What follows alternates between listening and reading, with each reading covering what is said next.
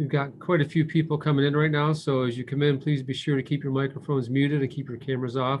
It'll help preserve the quality of the presentation as we save this and post this later on, so thank you.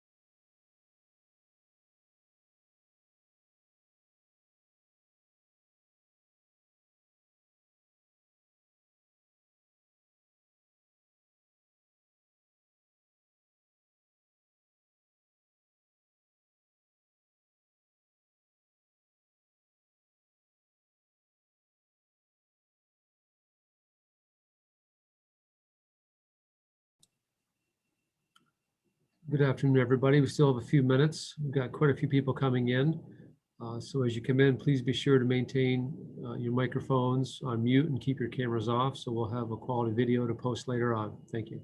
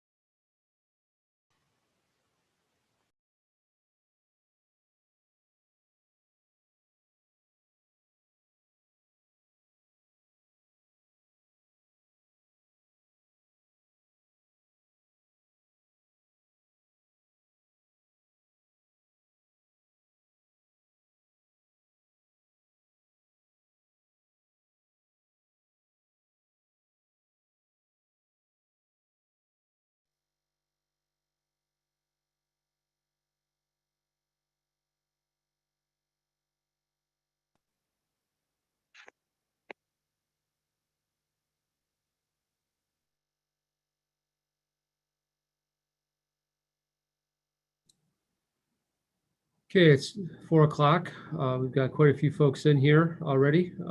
More may join. Just ask everyone keeps their microphones muted so we don't distract, and we can post this later on to our website so that everyone can look back on it with any other questions. So I think with everything that's happened over the last few days, including today, I wanted to make sure everyone understands where we're at as a county and as a district. I want you to understand exactly what the state's looking at and exactly why we're in the situation that we're in, not just here locally, but across the state.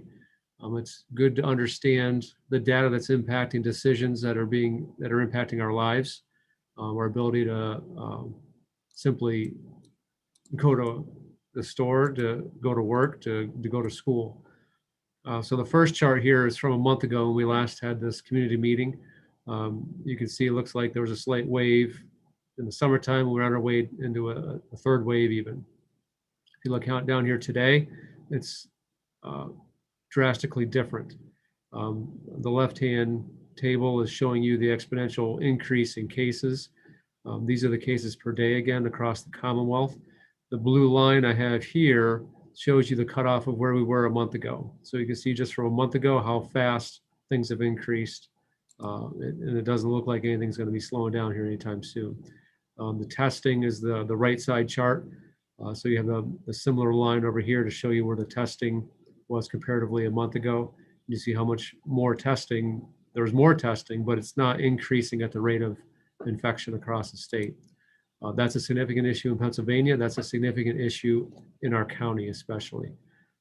We do have an advantage of relying on New York State for some testing, but we need to have more testing in the local area, and our locals know that, and they're struggling because they don't have that at their disposal. Just looking at McKean County data, if we look and do just a strict comparison, a month ago, I was giving you weekly totals, and you can see those, some in the teens, single digits for the most part. This is now daily totals that we're looking at. So you see the increases that we're seeing just in McKean County. We've about quadrupled from about a month ago. So you have to understand, like, this is the data pushing our situation. And when we look at this data by week, the state updates their totals to give us a dashboard update every Friday. And you can see on Friday, it was reported a 29 case increase from the previous week. That's not 29 total, that's a 29 increase from the previous week. And we've seen a very consistent pattern like that over the last few weeks. The positivity rate and the incidence rate are also important numbers that we follow. You can see an incident rate in the state well over 200, almost at 300. Anytime you're over 200 here, that's very concerning. If you're over 10% here, that's very concerning. You can see in McKean County, our incident rate is 197, which is approaching that magic 200 number. Positivity rate is over 10. It does also give you some information on hospitalizations, ventilator uses, etc. So now that we have been consistently over 10% with the positivity rate, and now we increase past 100 for the incidence rate, which is just a comparison to 100,000 residents, so that you're comparing something equal across each county. You see those, that puts us in a substantial status. And now we're in our second consecutive week. The recommendation from PDE is to go to a full remote learning situation. Right now there's over, I think, just about 60 counties across the Commonwealth out of 67 that are insubstantial. That does not mean every county has all their schools going online. Many schools have stayed home and they've done remote learning all year. Them returning to school does not look like it's feasible here anytime in the near future. That's the concern, is once you go remote, are you able to come back? We know we've been open in person for a reason. We want to continue to do so as best we can. Right now, the instructional model is a local decision. We'll talk about a change that was announced today from PDE and from the governor's office. Just knowing that we've had close to 400 cases in McKean County. As of the 13th of November, the data presented to us showed that 25% were traceable to a specific outbreak. An outbreak is 2 or more cases from one case, 1 out of 4. So 100 out of 400 cases right now were traceable. That means 75% were community spread. That's scary until you realize that 25% was a high number. That's more concerning, knowing that the vast majority of these cases, they don't know where they came from, or they're just not being reported one way or the other. Right now, we know the Department of Health is strained, especially locally. Again, there's very few counties across the Commonwealth that are not insubstantial because of the increases seen. On phone calls last week with local officials, the testing in McKean County is not adequate. As an example, the positivity rate, the higher that gets, that's basically telling you you don't have enough testing going on. So we're well above 10. That's not a good number. New York State is concerned if they're over 3. For the longest time, many parts of New York State were under 1, which tells you they have a lot more testing going on than what Pennsylvania has, and that is the case. So with all that being said, we had to make a decision as to what we were going to do, knowing that we've now been in our second week of substantial community transmission. Part of the issue is us having enough staff. We're in a situation where we've lost many staff members to contact tracing. We're in a situation where we've lost substitute teachers to contact tracing. So over the next 2 days, we've had to move to a virtual learning, remote learning at the high school. And also knowing that after Thanksgiving, there's a definite concern around the area of what's going to happen. It is important that families get together. Let me first stress that it is important that families get together. However, if you have a long break and you're coming back, it's very difficult to come back if you don't know what you're coming back to. So the fear is if we don't do something proactively, you're going to have a mess on your hands with tracing and spread that you can't keep up to, and then you're going to have a longer closure if you don't do something proactively. So the hope is we can see our numbers improve in the county over the next 2 weeks. The hope is that families are proactive and take some efforts themselves to be safe and to try to be preventative as to being caught in a trace and be caught in any spreading situation, so that we can return to in-person instruction on December 7th. So, as a summary, starting tomorrow, the pre-K through 6, they're not going to change anything. They're going to continue going. Oh, I may have that typo there. Mrs. Burns is going to, I think I'm losing it.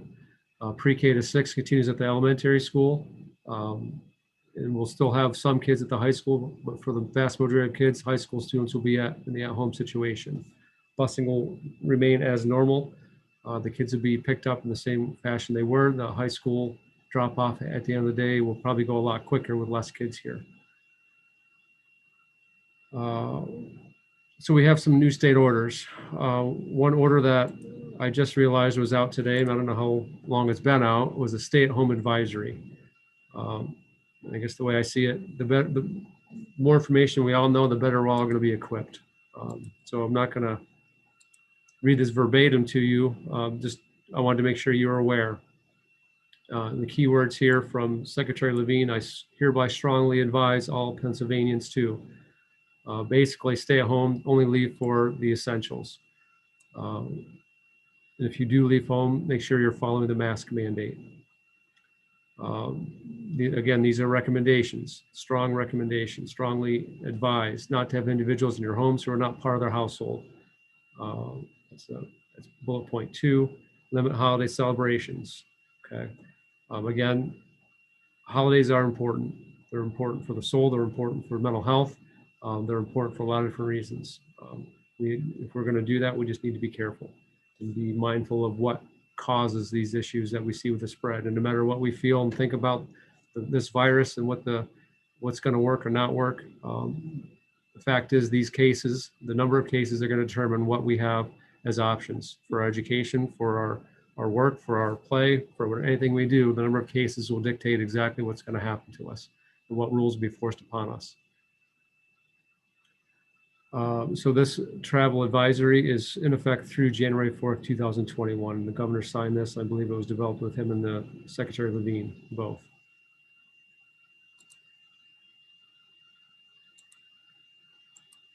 Okay, so that's the Secretary of Health stay-at-home advisory. Masking order.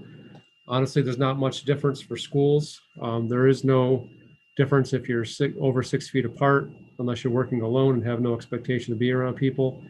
The difference is there is the expectation of masking while you're exercising. There was a clear exception to that prior. That clarity has now been removed. Some areas are dealing with that differently. And by sport, honestly, Governor Wolf has stated that football players can unmask while they're in the middle of a play. It does not hold true for basketball or wrestlers. I'm not sure what the difference is. Being outside is a bit safer, but I'm not sure some of the reasoning beyond some of these decisions. A travel order, again, no clarification yet provided by PA Department of Health. I called last week, explained our situation. We're on the border. They don't care. That's what it comes down to. And no one's called back to clarify. So honestly, if you go away over the weekend, you can test on Friday, come back to work Monday and have no issue, but you could be away over the weekend. As long as you follow that by their timeline, you can test before you even leave and go back to work. You've met the requirements of their order. Even if you come back and test, it does not prevent you from having to follow the 14-day quarantine. If you go to OLAN, that is subject to that travel order. Again, we've already are stressed in this Commonwealth with the lack of testing we have, especially in McKean County. There isn't enough testing to meet the needs of this order. This is going to be an issue around the holidays. I'm not sure what the result's going to be. I would just ask everyone to be mindful. As it relates to our district, we know people are traveling. They're going to have to follow the travel order. That'll be our expectation, that we follow all these guidelines and these orders. As of today, the occupancy limit has changed as well. So if we have anything planned indoors, it's 10% of your occupancy, not 20% as it was previously. So here's the big change that we're working through right now. And this is going to impact districts or counties that are in substantial status 2 weeks in a row. So after your second week, you can decide to follow the PDE's recommendation to go full remote, or you can sign this attestation statement saying, we're going to follow the masking order. We're going to follow your guidelines if we have a positive case within our building. And if we don't do this, if we don't sign this, either way, they're going to move us to remote. So our first best option is to not be in substantial status. Our behaviors, again, are going to change that and dictate that. So it's in our best interest to play it safe, limit our contacts, limit our large group connections, and get ourselves out of substantial status. And that's not just something we can do in our community. It's got to be a county-wide effort. If we don't, they're going to force us to go remote again, and they'll shut down every extracurricular that we have or any other school district has. So that's pretty significant. So in the order itself, if we are in substantial and you have, and this is for small schools, if you have one student or staff, okay, we're going to try to decrease the number of kids per building is what we have to follow. If we're substantial and have 2 to 4 staff that are positive in the same building, you're going to have to at least, actually including with this, is close down for 3 to 7 days. So basically what will happen is that you're going to be closing down for a period of time to ensure that you can contact trace, ensure that you can clean. And that's if you're in a substantial situation. So we have to follow these guidelines if we choose to stay open, which in my mind, we're going to be back on December 7th. Again, hopefully our data is better. So we're not going to have flexibility with following this. If we want to stay open, we're going to have to sign that attestation agreement. We're going to just submit it and then abide by this, as well as the masking order, which we've been doing in order to open up our doors to kids again.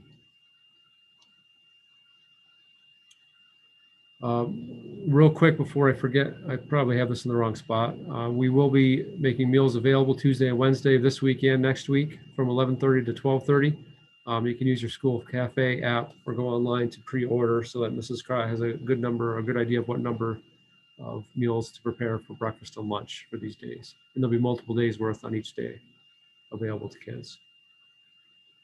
All right, so for our sake moving forward as a community, we want to stay open for kids. We want to be safe, but we also want to stay open. We know our kids are going to have the best result if they're here with us, and that's pre-K through 12.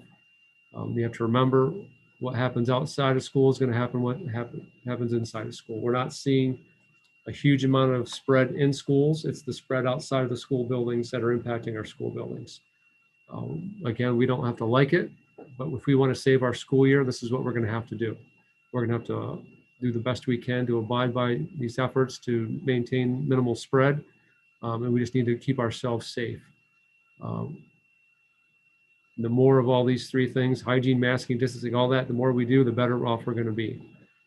Just a few lessons that we've seen.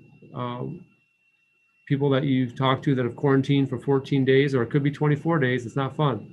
If you're in a household that has a positive case and you're in direct contact, if you're still within that household, you may be quarantined for 24 days. That's a long time to be cooped up in your house. It seems strange, but someone that has been positive can return to their normal work environment, return to school after 10 days. Quarantining is 14 days at a minimum. And a negative test result does not clear a direct contact. So keep that in mind. Test results are slow, especially when we have situations across the state lines where it seems New York State works a little faster with some regard, but getting that reported to Pennsylvania is a bit slow. There can be some confusion as to what guidelines we need to follow when New York State directs something and it's a Pennsylvania resident that we're talking about. Again, the McKean County Department of Health is overwhelmed, understaffed, and behind by no fault of their own. They're doing a great job, and they're very informative on trying to help. And it's basically one person, and she's doing a great job. There was a little bit of confusion we had this week about what does a mask do for you. If you look at any guidance, wearing a mask does not prevent you from being in direct contact. So if you're within 6 feet of somebody for more than 15 minutes consecutively, you are in direct contact, whether you have a mask on or not. That's something you have to keep in mind. Each day it seems that we're seeing more information on the vaccine. All signs are positive. The vaccine can be trusted. Keep in mind, it's not going to be for students. It's going to be for adults. It's being tested on adults now. It's not being tested on students. But if we can get the adults taken care of, it's going to be a whole lot easier to keep our doors open. Something I've tried to stress with folks, don't get caught in a trace. That's something under your control. Avoid situations of 15 minutes more consecutively at less than 6 feet. So that means understand wherever you are. If you're online on Black Friday, if there's Black Friday shopping, people within your 6-foot circle are going to impact you as a contact tracing situation. If you're at work, if you're at school, if you're at play, whatever you're doing, if you're at home over Thanksgiving, that 6-foot circle is going to apply to you no matter where you go. So keep that in mind as to how you space yourself out and to try to avoid getting caught in a trace. You don't know who's positive until a few days after. People aren't symptomatic right away. 2 days prior to the onset of symptoms is when you start your tracing. So even though that person may seem healthy, 5 days later, that could be 3 days after they started with symptoms, and you're caught in a trace that is already a week old. And I want everyone to understand, just talking to our kids last week, they want to stay in school. They definitely want to stay in school. They understand going home for a couple of weeks here and there may be something we need to do. No one wants to stay at home for the duration. Our faculty want kids at school. We all know that our kids are going to have the best opportunity to be successful if they're with us. Learning remotely is not something simple. It's not to be taken lightly. Our college kids are going through it. They're struggling, but they're getting through, and we'll get through too if we need to, but we'd much rather have our kids here. And anything and everything that you can do to help keep us safe in our buildings and in your homes is going to be to our benefit. All right, in a minute, I'm going to open up to questions. I think there's a hand you can raise if you do have a question, but I also wanted to remind, now that we have kids going home for a couple weeks, the help hotline is active with the email address.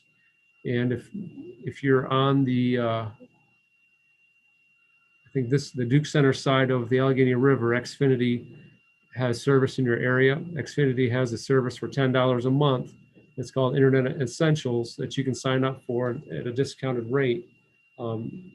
Internet's not cheap, but that would be a great way to start it if you do need help getting started with internet, knowing that we'll be home for a little bit. I see Beth Rossler has a question. I was curious why the 5th and 6th graders aren't getting distributed and spread out to the high school, as was practiced in September. Right. Thanks, Beth. So we've talked about that, and there's a number of things to take in consideration. We felt we had things going well at the elementary school. They're not. They're set up better to withstand situations that we're trying to experience when it comes to limiting contact. And I think we felt that with the short time frame this week and a short week next week, and it would be better to keep them consistently in their classrooms where they have been.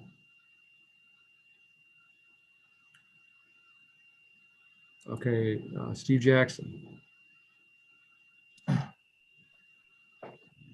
Hi. With the direct contact tracing, I'm wondering what the guidance from PA is. Is it,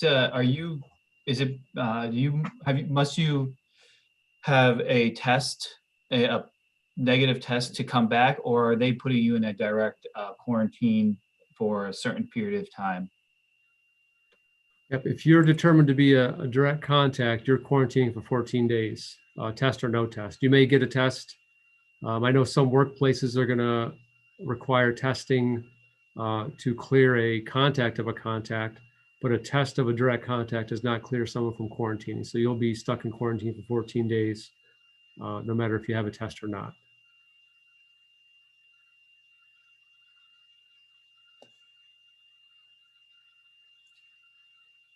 Other questions?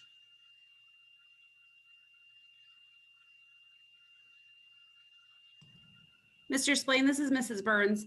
I just wanted to chime in regards to the travel ordinance. I know there's been questions come in and I've answered them individually, but thought this would be a good time to address them as a whole. So there were updates to that travel guidance to say, I mean, originally work was included in there. So if you're traveling to a different state for work purposes, that was allowable. The other addition to that guidance was if there was a court mandate that was allowing travel as well as medical. So any of those questions coming in regards to custody agreements, traveling to visit the other parent if they live out of state due to custody orders, those are all allowable in that travel mandate. So I just wanted to put that out there as a whole group. Okay, thank you, Mrs. Burns.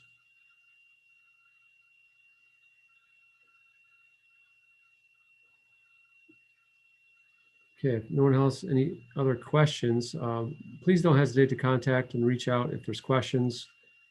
I know there's a lot of things that come up that I've tried to answer the best I can or refer people to the right direction. If there's anything that comes up that you have a question on or a question as to do what if, please let us know. Again, thank you for joining. Thank you for listening, and hopefully this was informative and helped answer some questions you had. And again, we'll be looking at things week by week from here on out until things do improve overall. We're going to keep going this week as normal. Then next week, again, we'll be at the high school for full remote. And then any other decisions after that, we'll keep everyone informed. But we hope to be back. We plan to be back on December 7th.